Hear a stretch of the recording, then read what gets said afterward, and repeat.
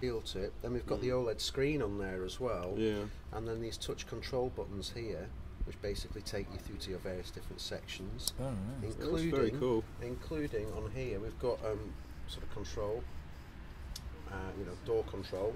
And if you hold the button down here, you can basically say, okay, we'll set it to start position. You come off now, and if you look at the It's just now being a sync scroll. straight to Ableton Live. Yeah? Oh wow!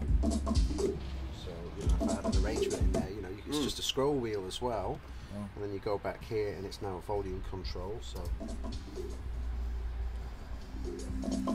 really big output. So yeah, so there's 2 mic pre's in there. And as I say, they're our best design mic pre's now in an interface.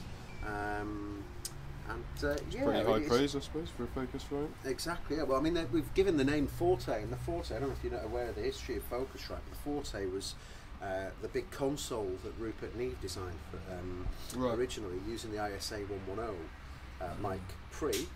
That's right, Neve started Focusrite. That's right, yeah, about 82, I think 82 or 85, one of those two. But basically, built 2 consoles, which are pretty much regarded as some of the best consoles ever made. I mean, one went to Rock Studios, the other one went to Electric Lady Studios in New York. So, really, really high-end desks.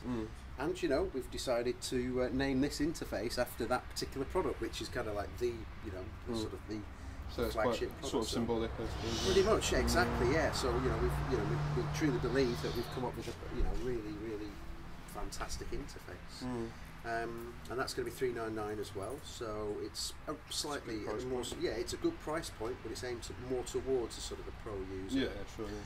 Yeah. The other great thing on here is that we've got a breakout cable for our inputs, but our outputs are actually built into it. Right. So we don't need, if we're going to take this out and gig with it, for example, or anything like that, we don't need to take the breakout cable with. We've got everything just on this unit to be able to do it.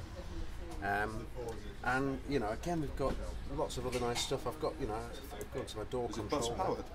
It's bus powered, although it does come with a power supply. Right. If you're going to record with phantom power, then that's when you need to plug the power supply in. Right, okay. Other than that, it's completely bus powered from your system.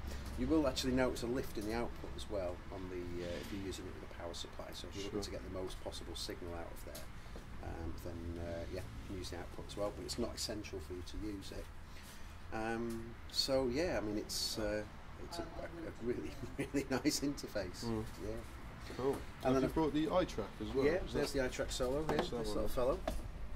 Because that's the other new one, isn't it? Well, we've got 2 other new ones. We've got that fellow as well, the 2i4. Right. So this is the 2i2, which is quite a popular interface for us. It's 2 in, 2 out. 2i4 is pretty much the same interface, but with 4 outputs, and also on the back we've got MIDI. Right. This is really useful if you've got anybody who's needing to maybe set up a cue output. If they're perhaps DJing or something like that, we can set outputs 3 and 4 to come out the headphones there. So if you, I don't know, if you're, for example, working with Tractor or Ableton or something like that, you can set up your cue output to come out of 3 and 4, and then we can switch between them and volume control there as well. Essentially, this is very similar to the USB 6 that we produced, but it's just brought it into the right range now. It's brought it into the Scarlett range, which is our USB interface. And then we've got this brand new fellow, which is the iTrack Solo. And the iTrack Solo is a single mic pre and an instrument input as well. Can feed your PC or Mac.